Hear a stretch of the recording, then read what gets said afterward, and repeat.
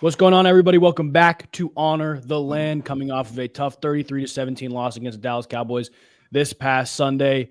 Not a great first game, not a great first showing. A lot of the concerns that we both had showed their ugly face in that game, but it's week one at the end of the day. I think we'll talk about it a little bit. The panic meter doesn't need to be as high as it is, especially because of the team you played, but not a lot of good stuff. Zay, what were your initial reactions to week one? Well, you mentioned the panic meter, and honestly, I don't think there's a panic at all yet. I think there's frustration. I think you have every right to feel how you want to feel about whether it's coach, Deshaun Watson, the offensive line, Jerome Ford. Every complaint that you have right now is valid. But I think as far as panicking, it's week one. I think we just need to relax. But overall thoughts, it was pathetic. It was embarrassing. It was a tough watch. And honestly, it was a wake up call after all off season. We were on our high horses. So I'm hoping next week we come out with a little bit of a chip on our shoulder and we're locked in because you could definitely tell that they weren't as prepared as we would have liked them to be. Yeah, I think the biggest thing I saw was that preparation, full transparency. I think they got out coached. I think that was really, really clear to see. It's tough to look at when you look at the Cowboys offense versus the Browns defense because the Browns defense was gassed. I know we talked about it very briefly. Like first half, Browns had 7 drives. The only one that had a first down was the first drive, and it was one first down. They got the ball at midfield. But this is how the other 6 drives started throughout the day. And these were all 3 and outs. Jerome Ford, 0-yard run. Deshaun Watson, incompletion. That was the dropped interception that he tried to throw over a defender's head to Jerry Jeudy. Jerome Ford, 1-yard run. Deshaun Watson, incompletion. Jerome Ford, 6-yard run. That was the best first down play of the entire first half. A 6-yard run. And that 6th drive was a 3-yard completion to David Njoku. All 3 and outs again on those last 6 drives I just mentioned. It's hard to expect your defense to come out energized, feeling good. And honestly, if you're a defensive line, I saw this a couple times. I believe it was on the first touchdown drive the Cowboys had. The second defensive line was in there for a few plays and were giving up bigger runs because the first defensive line was just gassed. Like you can't expect the defense to come out, feel energized and healthy when you are offensively on the field for 40 seconds at a time, 50 seconds at a time. That's not fair to your defense. That's not complimentary football. You're looking at 3 minutes and 16 seconds at the first drive, 12 minutes or 2 minutes and 10 seconds on the second drive, a minute and 10 on the third, a minute 45 on the fourth, 41 seconds after that, 20 seconds on one drive, 42 Yeah. seconds. That's all in the first half. Like what you like we sit here and you look at the boxer and you say, dang, 33 points, the Browns defense must have been atrocious. But you're like, well, how'd you get to this point? I mean, your offense can't throw further than 7 yards down the field. And Yeah. when you finally do get an open guy going across the middle of the field, a la David Njoku, I mean, you're dropping it. Amari Cooper had one hit him in the chest a couple times. He had one hit him in his hands that dropped. So you there was no rhythm. It looked as if we were watching a preseason game. It felt Mm-hmm. like we were sitting here watching Minnesota versus the Browns at home, getting absolutely destroyed in every facet of the game. The only highlight in which you can really never say was our special teams. Jalen Darden, I mentioned him at the very beginning of camp. He was spectacular in the punt Yeah. return and kick return game. And Borges, I mean, if you can put Borges in that situation, just think about if the offense was clicking and they finally get one of those 3 and out drives and you're backed up in your 9 end zone. To know that you have Borges to be able to put it on the other opposite 20-yard line is going to be a true weapon to have. So there's a very very small silver lining that you can take from it, but it was not a great game, and it looked like preseason. It did look like preseason. I was sitting up there in the 500s, up there where you could hear everything, see everything. Group of people behind me, this one woman continually said, "This is what happens when you rest all your starters for 3 preseason games. It's rust," which I think kind of gets blown out of proportion, but it's just no rhythm. And in a new offense, it was really, really clear to see that there was no rhythm. Again, I personally thought they were outcoached, especially on that side of the ball. But you watch the first half, they didn't attempt to pass more than I think 20 yards down the field. The longest attempted pass was that one to Elijah Moore that was ruled a catch, then they overturned it. It could have been a fumble if the Browns challenged it. Like, it was this whole big deal.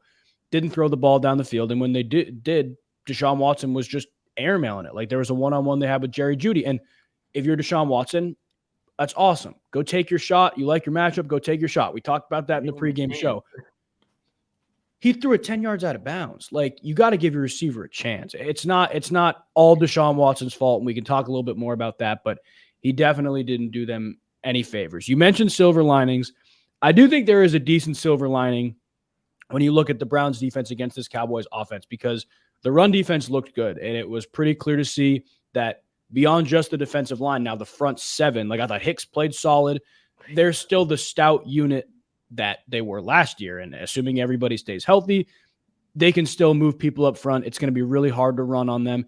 And again, good offense, good defense. You're going to go blow for blow in the secondary. I thought Greg Newsome played really well. That was a guy that we talked about before the game who needed to step up.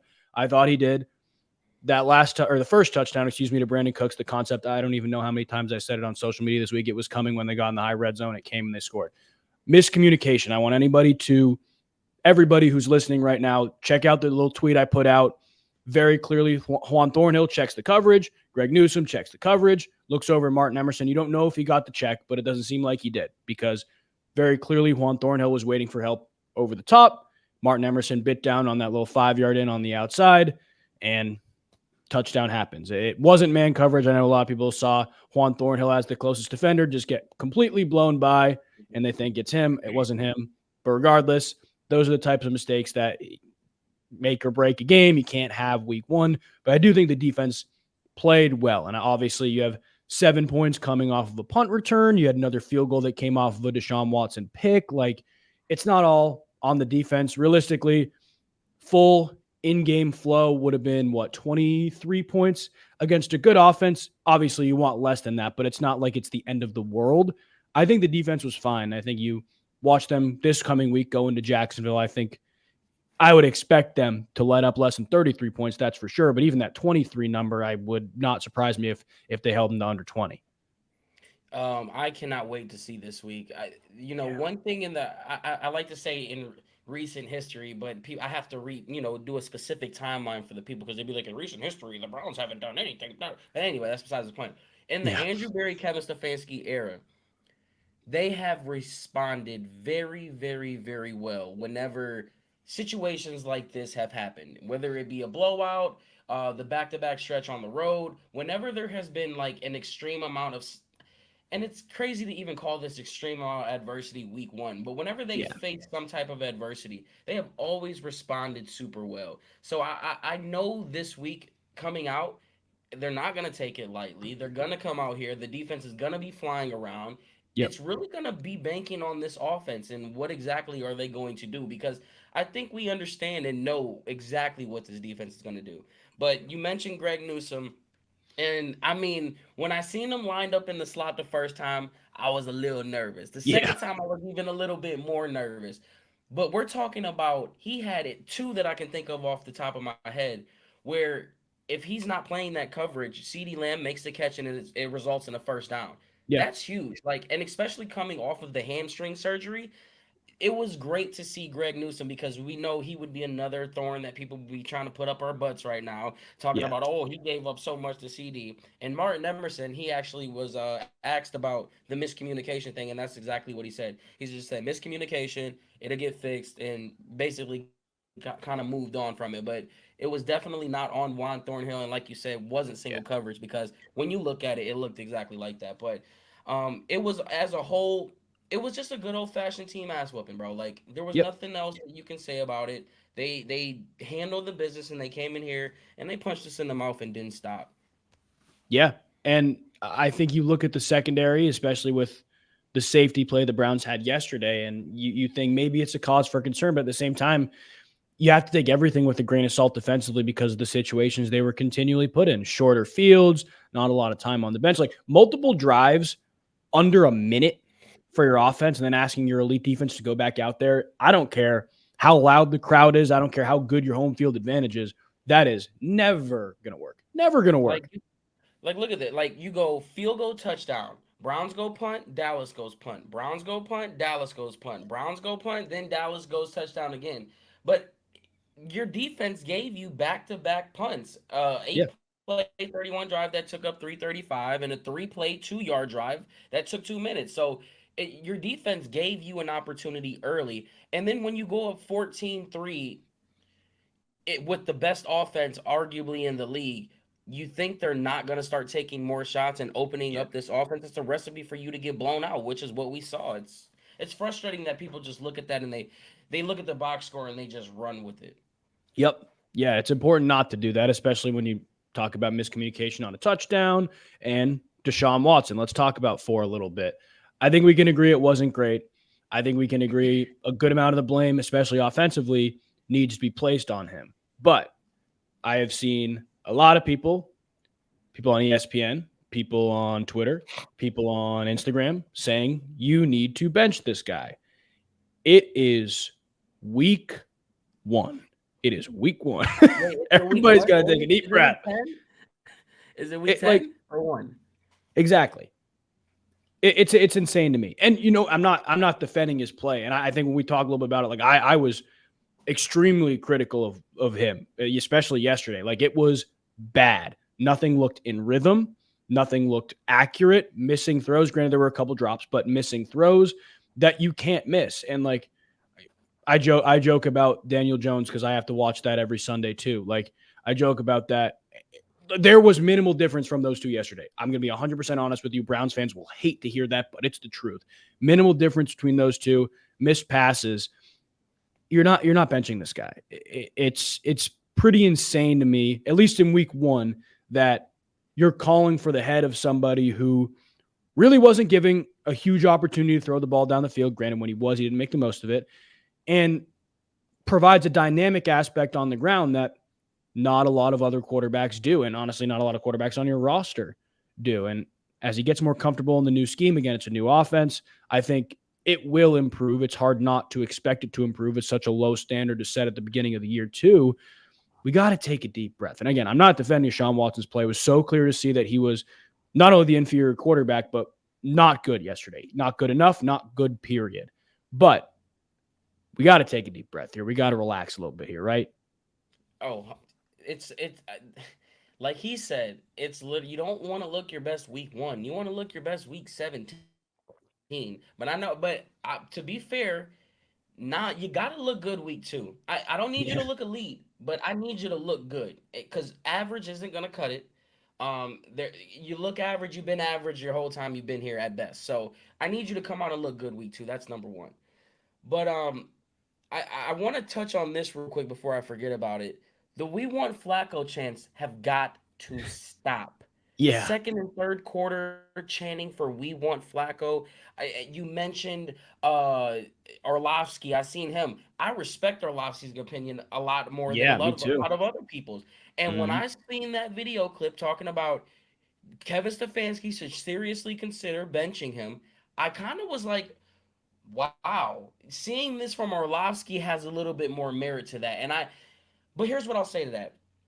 We threw the ball 45 times and ran it 19. We talked about how they've been getting away from the run thing a lot more, but when you get away from that third, fourth drive into the game, how are you expecting any play action to work? How are you expecting any longer scheme routes to develop? The Yep. check downs at this point they're basically going to give you those and let you get those 3-4 yards because the defense is assuming that's what you want to do. That's your run play. So you're making it so predictable. You're not setting yourself up. And I'm just so confused on where did the spread offense go that we were going to give Deshaun Watson. There was all these statistics about he's never been better in the spread offense. Dorsey and Stefanski said we're going to do what Deshaun Watson does best, and everything that I saw wasn't that. However, the one thing that I did see is if the offense can find that rhythm. Did you see how many like missed sacked opportunities there were? He made a lot of plays with his feet, Yeah. and we're talking about Lamar Jackson doing crazy things like that. If the ball was swung a little bit in our direction as far as the offense moving and stuff like that, those plays where Deshaun Watson is scrambling and with his feet, you're You're going to find a guy open downfield. You're going to be able to do these things. But when you're getting sacked every other play, of course you're going to see ghosts. That's just the name of the game at this point. Yeah, and he was definitely seeing ghosts. I think anybody who watched the game can see that. The tackles, both of them were bad. Like that, it was a concern Terrible. going into the year. It seemed literally going into Sunday morning that Conklin was going to play. Obviously, it was a question mark. He was questionable, so you didn't 100% know, but you thought he was going to play. Hudson came in, was not great. DeJuan Jones, like very, very uncharacteristic penalties, not doing an exceptional job in pass pro. I thought he was good in the run game, as bad as the Browns were in the run game. I thought he was fine, but not doing a great job in pass protection. Like very, very uncharacteristic stuff, at least from what we saw last year with him. And maybe it's the coaching change. Maybe it's the fact that he was going up against two really good edge rushers too. That does play a part. But you're not getting any type of week off next week against Jacksonville with Trayvon Walker and Josh Hines Allen. That's not happening. Like I am genuinely concerned about the tackle position. We need Jed Wills back, especially on the left side, because you don't know if Conklin's able to step in and play the left side, all this. You need at least something that you know can occasionally work on the left side. Then on the right side, if Jones continues to play like that, I don't know if there is a spot for him in the starting lineup. As crazy as that sounds, as great as his potential seemed last year, I think still is. He may not have a home in that starting lineup if Conklin comes back and is healthy. Like I keep going back to that first drive. 4th and 1, you are being really aggressive. You're going for it. I think they're at like the Dallas 40-yard line around there. Line up and empty, which was crazy. I was fascinated to see what Ken Dorsey would have done there. I thought it was going to be a quarterback run, but regardless. 100% with you. Yeah. Regardless of what was going to come, like one-on-one with Micah Parsons, false start. Move him back, kick a field goal. Like that's a drive-ruining play. And I believe it was the next drive. He started the drive with a false start. Like that can't happen. Illegal formations, that can't happen. That is supposed to be one of your best young players on a rookie deal that didn't perform. Isn't it funny how like we were sitting here so confident with with DeJuan Jones and stuff like that, and all off season fans were banging on the table that let's just trade Willis and let's just trade Jack Conklin, and now we're sitting here in hindsight's 2020 and we need these guys. We might actually need Jack Conklin to be right tackle. There was a reason why DeJuan Jones was second on that depth chart throughout this training camp. The reports with Daryl Ryder and Cam Justice and all of these reporters were true that this was, quite frankly, the worst offensive line performance we've seen through training camp in quite some time. So this whole, it's just a coach, you lost it, this and that, it clearly is having an effect on this team because like you said, our offensive line was as bad as it's ever been. DeJuan Jones going from Super Thanos to Hulk Pet Thanos. Like, you cannot have three false starts in the first quarter. Like, that's just unacceptable. Where's your mind at? That goes, but that it goes back to coaching for me. This starts at the top. This is preparation. Yeah. These guys were not prepared. You want to talk about preparation? Go look at the team that won, the only team that won in the AFC North. Those guys were prepared. Yeah. You look at the Baltimore game, they lost on a last-second drive. I'd say they were a little bit compared. They were getting screwed by refs a lot. And I didn't watch any of the Bengals game. Maybe they weren't as prepared, but they got a lot of distractions going over there. It shows you how important preparation is into this game. And if you can't at least have your guys that on your roster completely bought into you and you can't tap into that other area when you need it to, like Stefanski can't seem to do, it is going to be a detriment to this team when your main factor as to why you're leading this team right now is because you're so good with the offensive mind. And yet you only put up 17 points. You can't have that. So if coach isn't gonna lead like Tomlin does in that aspect, you better have your offense going and it better be clicking because that's what's gonna have this team galvanized around you. Yeah, I think it's always going to come back to the offense. I think you're right. They were underprepared. Like I said, I think they got outcoached. They got outcoached in all three phases. Like special teams, you gave up the touchdown. It can't happen. It's a game-changing play. And that was, I think it was 20-7 when it happened. So it was still a 2-possession game. Like you're giving the ball back. Your defense was playing well in the half. Just get a stop. Go get the ball back. Maybe a forced turnover. Then the game gets out of hand. Like that's when I noticed a lot of the fans started to leave. But that game got out of hand at that point. Brown's offense out coached again. Like I don't know if it was Mike Zimmer putting together this elaborate scheme as much as it was just the Browns not being able to win the line of scrimmage on first at all, but on first down, and them not taking the deep shots when it seemed necessary. And then defensively, like I don't care how good your defense is, if you roll out a tired defense with a good play caller like Mike McCarthy on the other side, he's going to have your way. Like that's how it goes. And I thought they got out coached. Again, this is a very early point in the season to try to pull the plug on anybody, to try to make significant moves, but DeJuan Jones can't play like that, and that's the reality. And when you have a guy as good as Jack Conklin, who's coming back, probably will be ready for this week, Oh, 100%. that is a question mark, especially if Wills can play on the other side. I don't know how far along Wills is, but whenever he's back, that's going to be something you look at. It's not time to pull the plug on Deshaun Watson. Like, that's not the reality.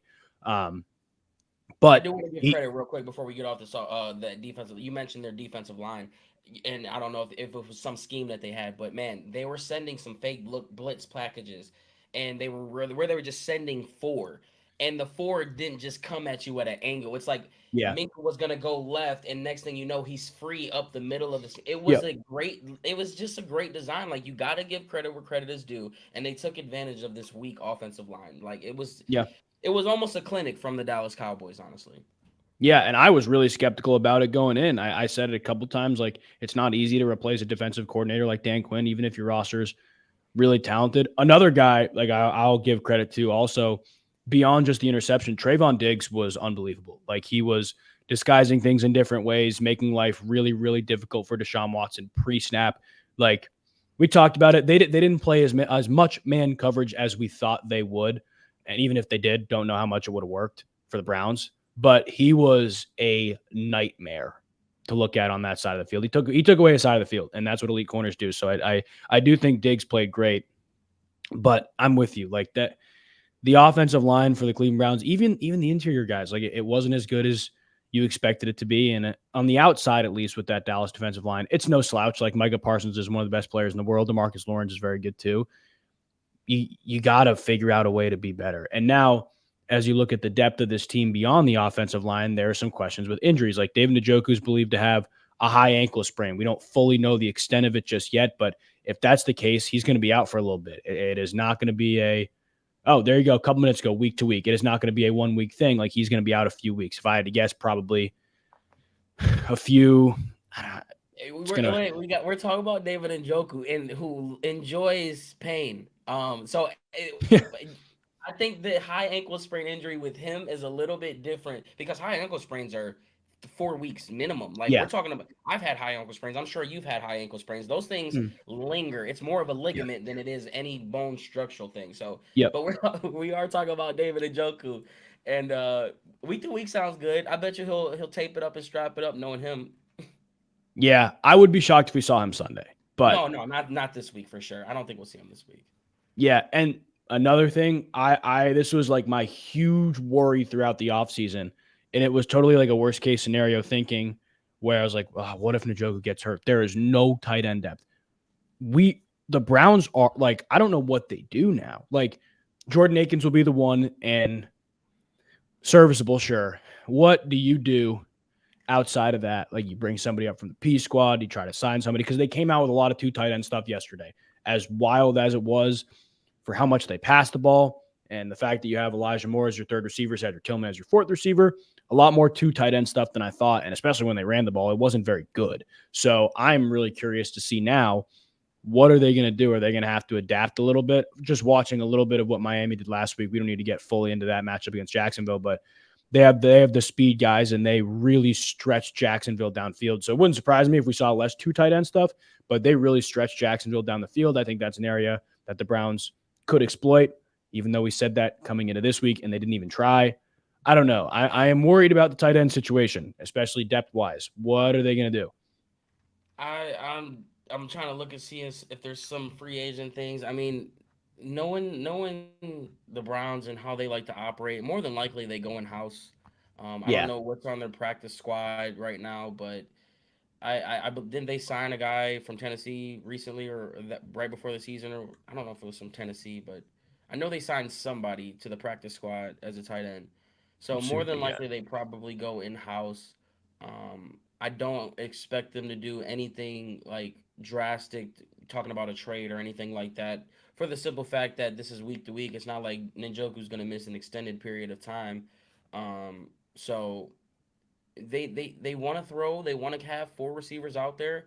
I think this is a small It's not small, but it's smaller than other problems that we have to worry about right now. Like this offensive line should be Yeah. number one, and right along with Deshaun Watson and this whole play calling and however you want to cut it. Like the offense needs to be fixed.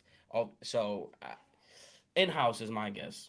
Yeah, looking at the practice squad right now, they got two guys, Cam Latu, who I am moderately familiar with from Alabama, and then Blake Whitehart, who I don't know much about from Wake Forest. Both guys in their second year, I believe, this year. Younger guys that one of them's probably going to get called up if they can't find an answer in free agency or on waivers this coming week. But guys that are going to have to step up. You know who it could be? They could ring a phone call, and we've seen it happen. They bring in old guys, Harrison Bryant for a seventh and sixth round pick. I mean, it's not, it wouldn't be out of the norm for Andrew Berry because I don't think Harrison signed a massive contract. I think it was just something that got him on the team.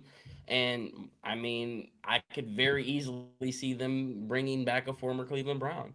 That would be very interesting to see. I'm trying to see now if Bryant did anything yesterday. I don't think he did. He's on the Panthers, right?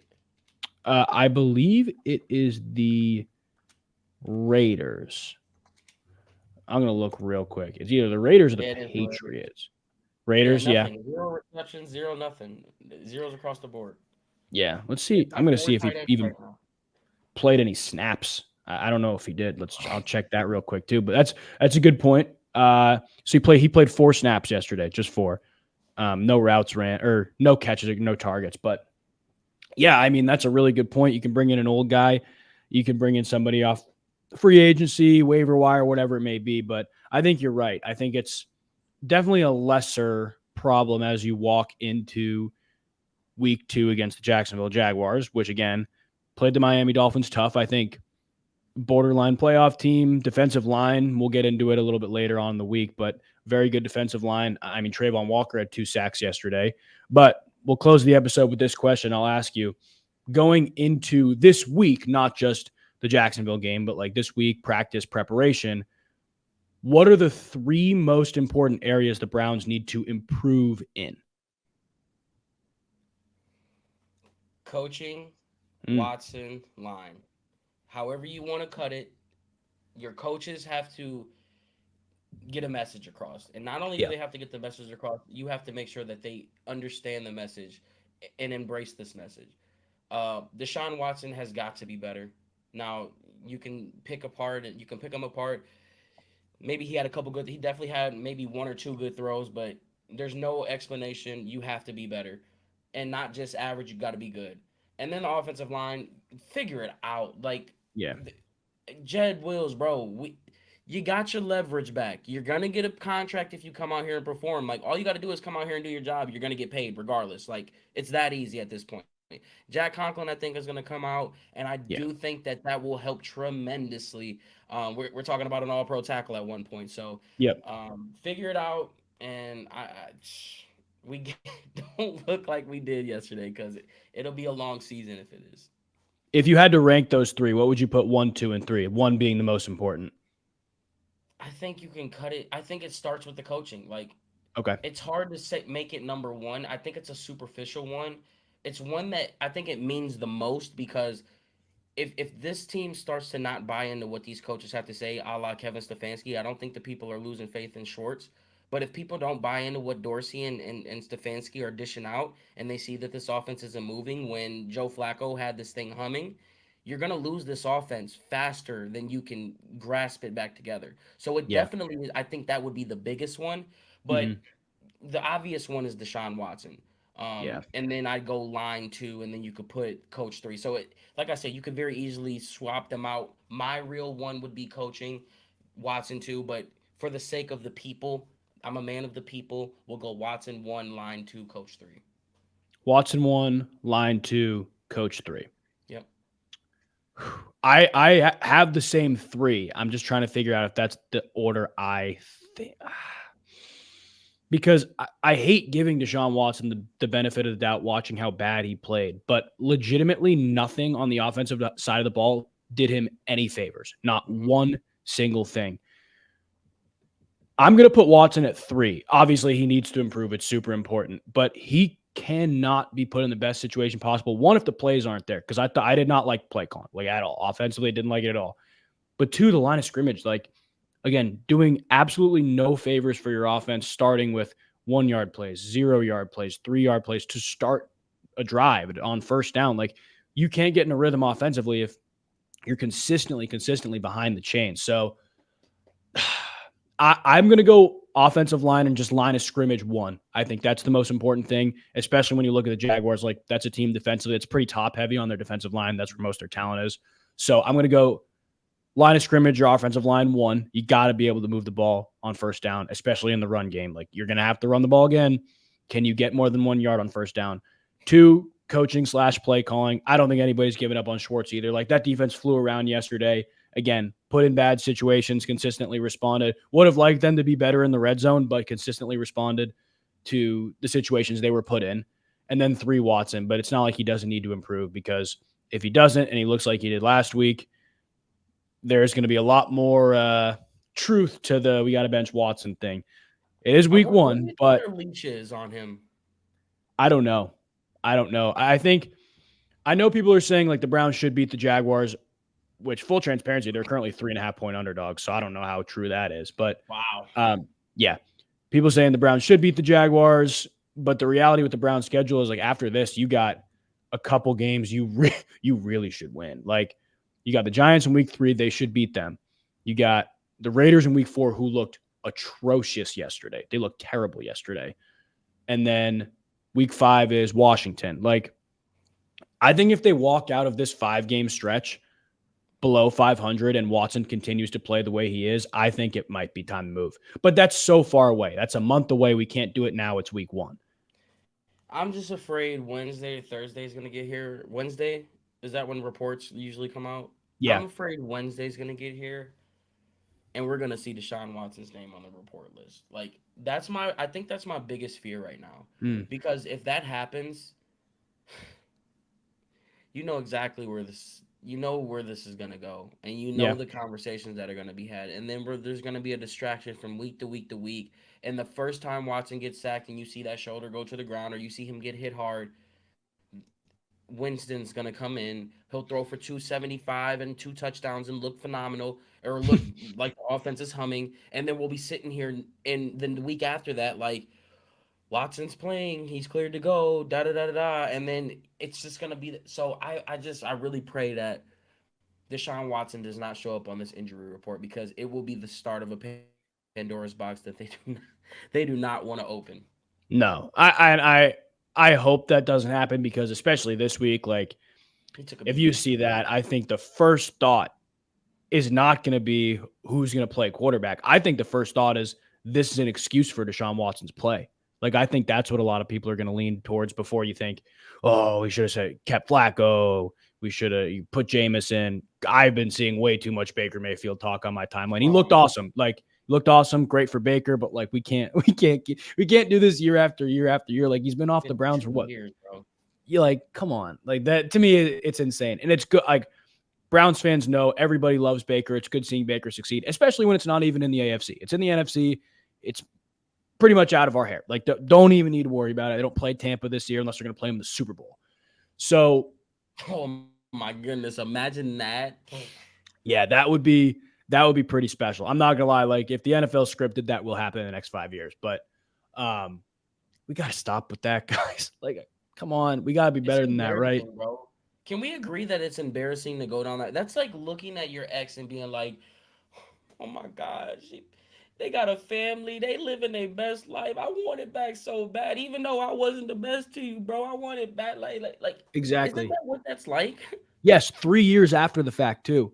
Like, what are we doing? Get over it and move on. Holy crap. Yeah, and you know what, guys?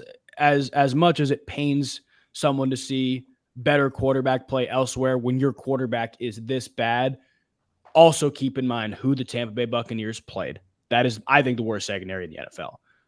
Who they played, the style in which they played them, like, take a deep breath, everybody. Take a deep breath. It is only week 1. I'll let you finish off with any final thoughts you have. I'm glad we nipped the Baker Mayfield thing in the butt, though, because that was making me angry. I can't remember which radio station it was, but a radio station this morning, first caller called in and was like, I got 2 numbers for you. It was like 44 point something and 120 something. He's, I'll let you figure out what they are. And they're like, what are those numbers? Deshaun Watson's passer rating and Baker Mayfield's passer rating. And the radio station freaked out. Like, we got to stop, guys. Look, in the words of Aaron Rodgers, RELAX. Relax. Like, we have so much football ahead of us. We hyped this up for 7 months, and now you're ready to press panic. You're ready to go nuclear after 1 week against an opponent that is literally has a chance to go to the Super Bowl because their offense is that. It's not like you lost to Washington or you lost to the Bears or you lost to any of these teams that, shouldn't have any business beating you. You lost to a good team. Relax, guys. And if you can't relax, don't watch. just don't watch it because I can promise you it's not going to get any easier, especially knowing that, our quarterback play doesn't look like what we want it to. Exactly. But we wait to see till next Sunday against Jacksonville. We'll be back in the middle of the week with another brief episode, recapping everything that's been going on, all the injury reports, and then later on Saturday, we'll be out with the full breakdown of the Jacksonville Jaguars. Any last words before we sign off, Zay? Yeah, relax. And as always, man, here we go, Brownies. Here we go. I will say before we sign off, anybody who is really panicking, get off the internet for 2+ hours today. I don't want to say go touch some grass because that may be insensitive, but like go outside, like hug a tree. hug a tree, take a deep breath. It's going to be all right, guys. We will see you next time. Appreciate you tuning in. If you're not subscribed already, make sure you do. We will see you next time.